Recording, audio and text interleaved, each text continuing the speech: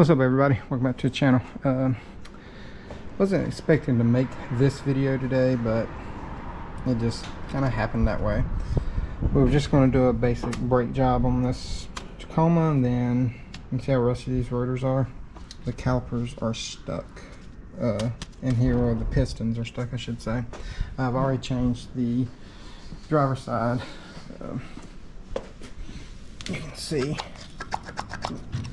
right here, see how crusty they are, and this piston right here and that one are the ones that are stuck, but you can see they are extremely rusted. They are bad, but we got some new ones on here. I already got this on, still have to bleed it, but it's gonna be a fun time. So it turned a probably 30-minute job into about an hour job now. Just one, by how rusted it is, and two, wasn't expecting to do it, but never really expect to do anything like that. Just on a whim, it happens.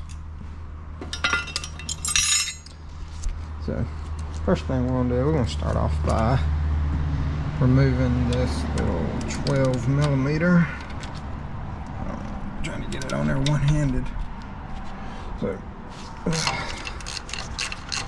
but yeah, it happens that way. This truck's got a little bit of rust on it anyway, and I was trying to pry it back with a screwdriver and ended up breaking the tip off this snap-on. So that truly is a snap-off at that point.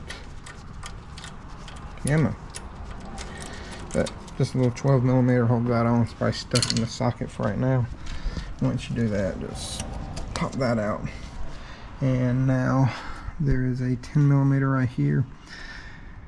The other side I had to use a pair of vice grips. It was way too tight, I guess, because it rusted in there. But I'm gonna set y'all up. Let me grab something to set y'all on, just so y'all have something to watch with.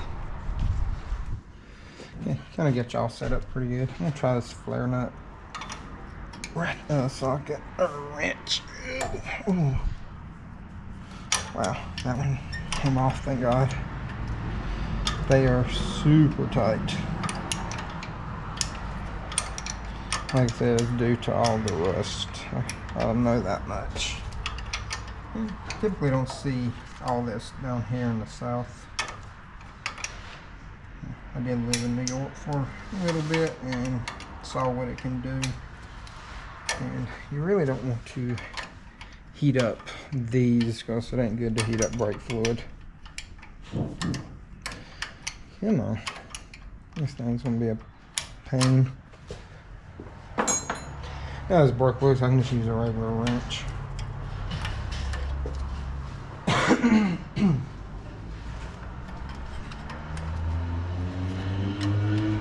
Let me put my drain pan underneath there.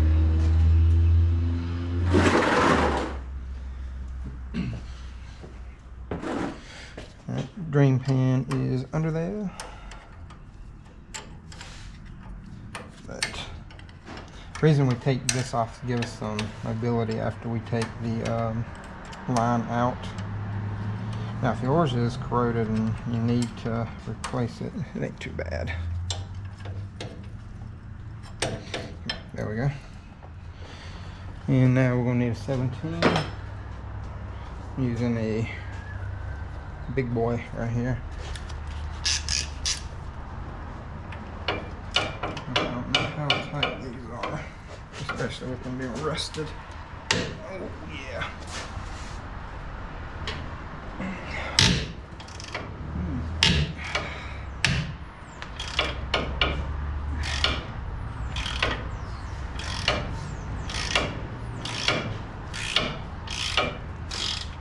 I even sprayed them down with penetrating oil before I came to this side. Okay, before you take the bottom all the way out, make sure you break the top one loose too. Yeah, top one was a little loose, but I guess it wasn't as seized up. actually a lot easier on the top than it is on the bottom. We had a good rainstorm last night, so I got water falling all on my neck from the truck too. And it's too slippery.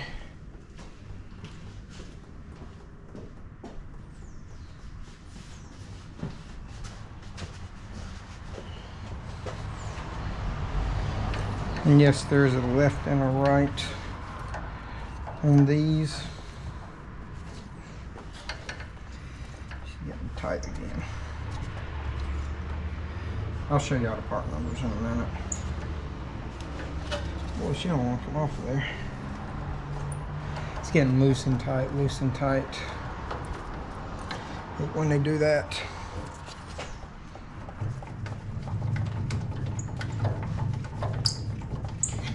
Come on.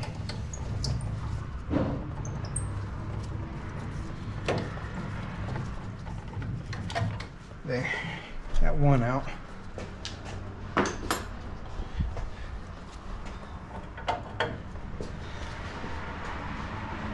Get the bottom one out. And we'll have to use my ratchet again.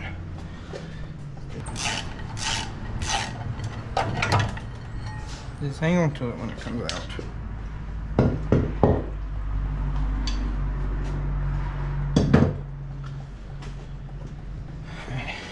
Now I'm going to go ahead and change the rotors and pads too. So to get the rotor off on the other side, I had to hammer it pretty good.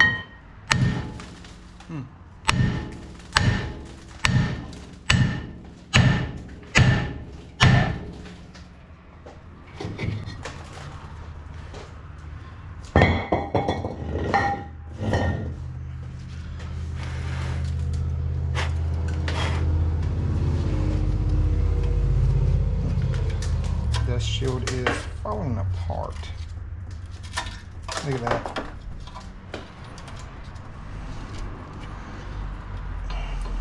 I'm just going to break some of that off just so I don't cut my hand.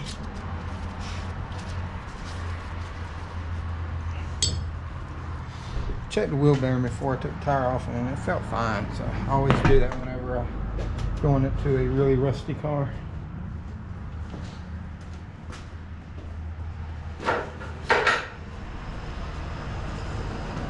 Got some sandpaper. I'm going to clean just to make the surface off pretty good. A little bit of brake clean.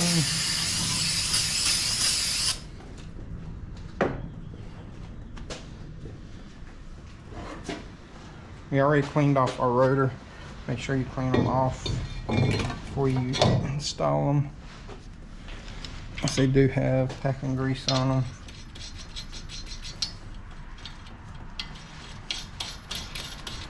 I like to put 2 nuts on here so it keeps it even.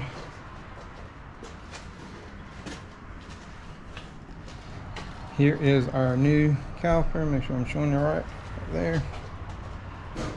I gotta go put a little bit of blue Loctite on the threads.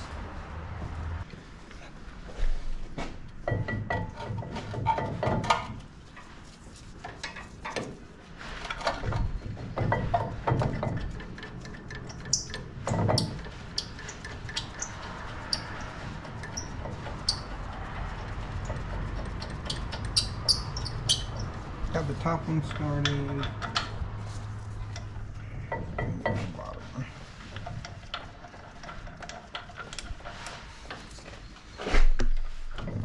Get in there. Alright. Bottom one is started.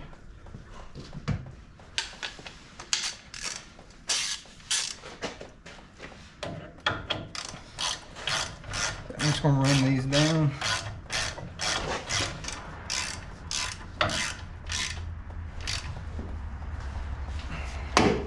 Just snugging them down for right now. I ain't going to torque them just yet.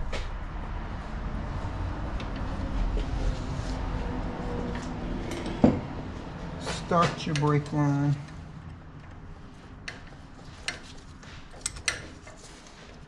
Try to hold it in there and start it with my wrench because it's a little tight to turn by hand.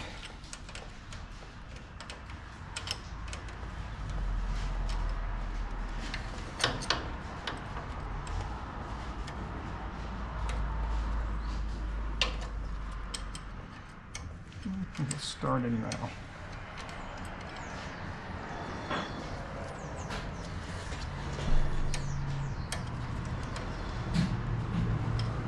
So before I tighten it, I'm going to stick this in here to help hold this. That way the line don't move on me too much.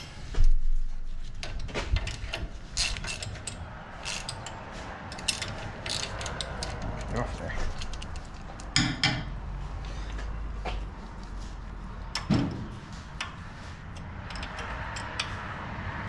Okay, snug it down. Now I'm going to do the final with my flare nut, just so I don't round it off. Don't go crazy with it. Don't want to bend the line. Yeah. Go ahead and put our pads in. Got a little bit of grease on here. Indicator goes on the back. Just drop that in there. Also, I put a little bit inside those end holes. That's where your pins are going to go. And this caliper does come with new pins. That's everything right there. Comes with new springs, pins, locking springs, R-clips, whatever you want to call them.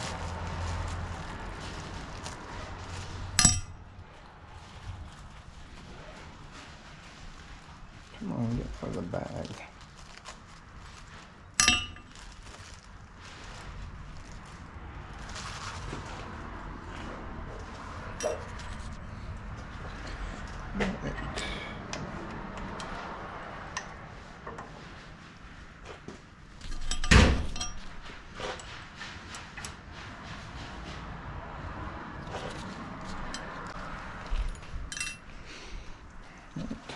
Put your clips in. You have to bend them a little bit.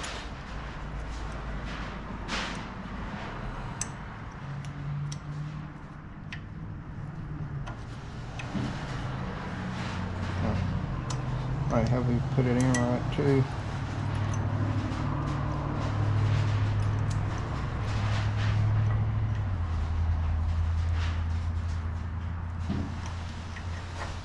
There we go.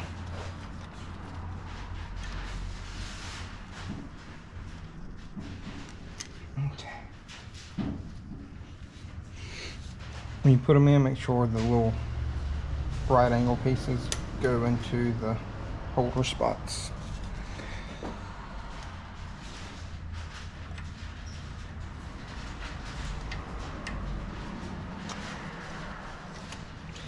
Did it again. Amateur hour here with Operation Overhaul. I'm just showing y'all what not to do. Now you can put these through the little holes on. Okay, there's one. There's the other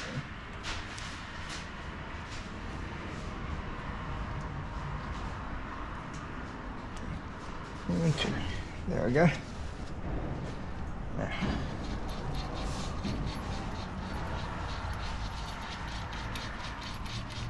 Let me look up torque specs for y'all. Caliper bolts torque to 91. So let's get these torqued in on here correctly.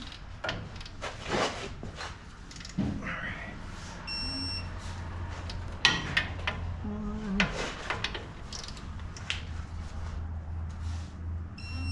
2. Alright. Now I'm going to go look up the bleed procedure for this and then I'll show it to y'all. Alright, so it says that you should do it just basically the same way you do any other car. Sometimes whenever they got the accumulator set up, you do it with a scan tool and it tells you how to do it, like basically step by step through a scan tool. But this one is just saying you don't have that or anything. I want to do it way in case everybody doesn't have a scanner. But if you have that, just do it like any other car. You know, you get somebody in there, pump it up, you open the bleeders, and you want to do passenger rear, driver rear, passenger front, driver front. That's basically what this is saying on here. So that's what we're going to do. We'll have to get somebody in here to kind of help us. But once I get that through, I will say, just on your bleeder screws, if you can, attach a little line to these right here, and then put it in like a bottle so you're not getting brake fluid everywhere. And I did buy like a gallon of brake fluid. I don't know where I set it now. Oh, right here on the floor. I did buy a gallon of brake fluid just so we can make sure we do it. But let me show y'all part numbers. We got everything from O'Reilly's. I'm not a sponsor, but it's just for review. And this is the driver side, 19-2985. Passenger side is 19-284. We got Toyota pads, 04465-AZ200. That was harder to say than it should have been. And rotors, 980670 RGS. They're the same on both sides. But that's all your parts. I'm gonna have to get somebody to help me bleed this, and then once I get through, come back and close out the video for y'all. Alright, we got them all done. We just got to put the tire on, sprayed everything down just to make sure there was no brake fluid on anything. Just don't want it because it is a very corrosive fluid. Filled her back up. She is at the max mark right here. And all I gotta do is just put tires on. I actually have one of these. I know this is Motorcraft, but still DOT 3. And we used almost a full container of that to do it, so it wasn't too bad. But like I said, this is putting calipers on one of these. I don't know, like the second time I've ever done this on this type of truck. I've done it on FJ Cruiser and I use the same calipers basically. These are the 4 pistons. You do make a single piston, but I've never actually worked on a single piston front Toyota like this, so that would be a new one for me. If I ever do one of those, I will show y'all that procedure for doing brakes and calipers if I get to do one. But like always, if y'all got any questions, comments, concerns, let me know in the comment section. I get to them as soon as possible. Thank y'all for members, subscribers, all that stuff helps out the channel. Got any questions on anything, not just one pertaining to this car, but any kind of car, hit me up on Instagram. I'll try to help you out as much as I can. And y'all remember, torque this tight, and y'all have a great day.